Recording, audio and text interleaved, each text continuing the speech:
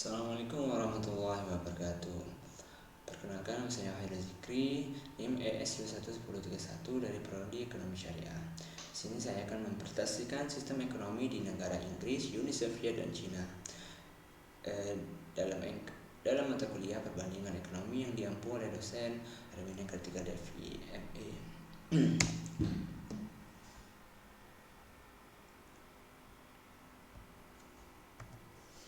Pendahuluan. Latar belakang sistem ekonomi ialah globalisasi ekonomi. Perubahan dalam struktur ekonomi di dunia di mana sistem ekonomi dari berbagai negara menjadi lebih saling terhubung. Komparasi sistem ekonomi. Studi perbandingan sistem ekonomi memberikan wawasan mengenai efektivitas berbagai kebijakan dan strategi dalam konteks berbeda. Sistem ekonomi ini sangat penting diberlakukan di dalam setiap negara untuk keberlanjutan ekonomi di negara tersebut. Tanpa adanya sistem ekonomi tentu sangat mustahil untuk negara tersebut lebih berkembang dan maju. Rumusan masalah mengapa sistem ekonomi berbeda, terus ada bagaimana sistem ekonomi ini beradaptasi dan berubah dalam konteks ekonomi global yang dinamis.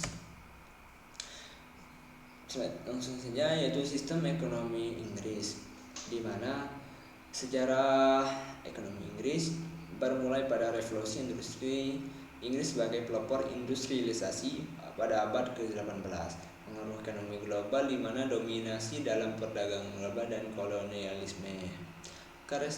Karakteristik utama ekonomi Inggris mengacu pada ekonomi terbuka, di mana ekonomi Inggris berfokus pada perdagangan internasional dan jasa keuangan.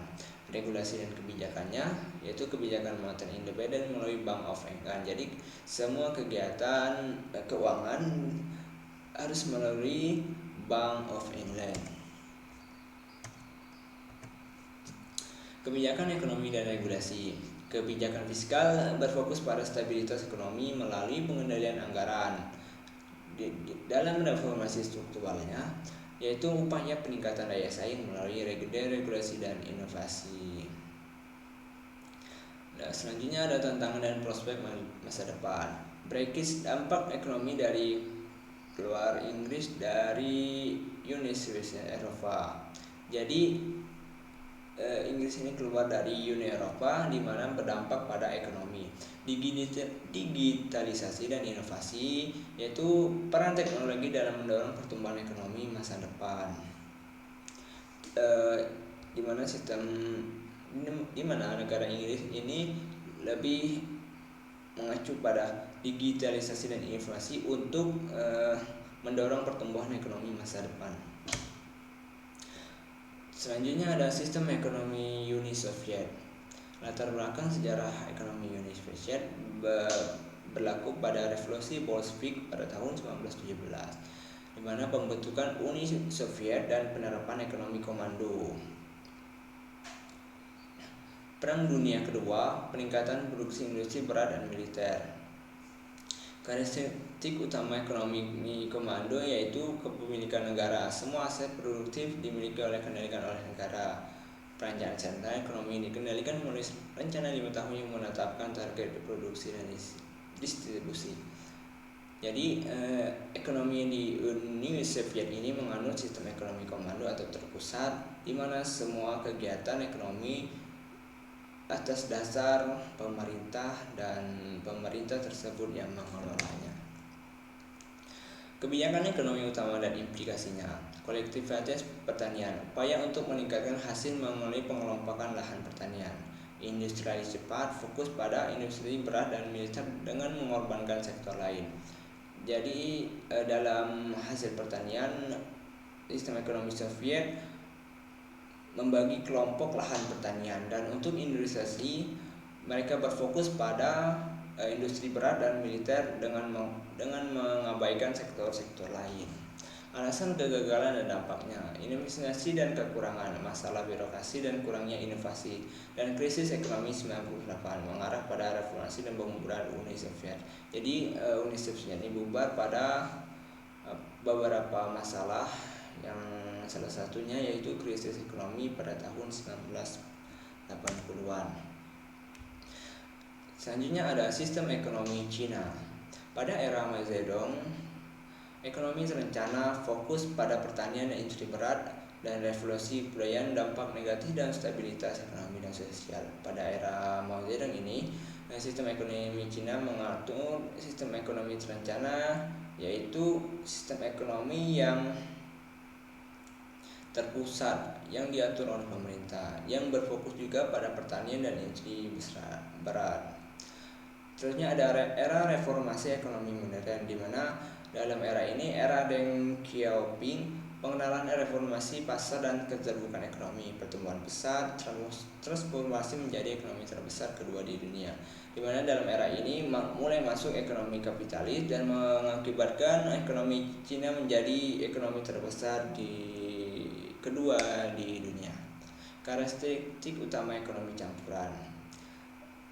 Di era modern ini, ekonomi Cina sudah memasuki sistem ekonomi campuran, di mana pasar bebas dan kontrol negara dalam mengkombinasikan kebijakan pasar dan intervensi pemerintah. Zona ekonomi khusus, di mana pusat inovasi dan investasi asing. Kebijakan ekonomi utama dan dampaknya. Belt and Roll Initiative memperluas pengaruh ekonomi global Cina. Peningkatan teknologi yang berfokus pada pengembangan teknologi tinggi dan manufaktur.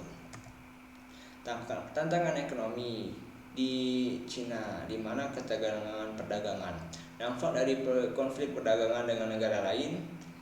Terus ada ketimpangan sosial, disparitas antara daerah perkotaan dan pedesaan, di mana antar kota dan desa di Cina ini sangat ketimpangan sangat jelas, sangat jelas ketimpangan sosialnya. Prospek masa depan, inovasi berkelanjutan, investasi dan riset pengembangan untuk mendorong pertumbuhan. Ekonomi hijau berfokus pada keberlanjutan dan energi terbarukan. Ternyata dalam prospek masa depannya, Cina ini mengatur ekonomi hijau yang berfokus pada keberlanjutan dan energi terbarukan. Simpulan dari materi yang telah saya sampaikan tadi, di mana pembelajaran dari negara Inggris, Uni Soviet, dan Cina, diversifikasi dan adaptasi adalah kunci sukses ekonomi modern.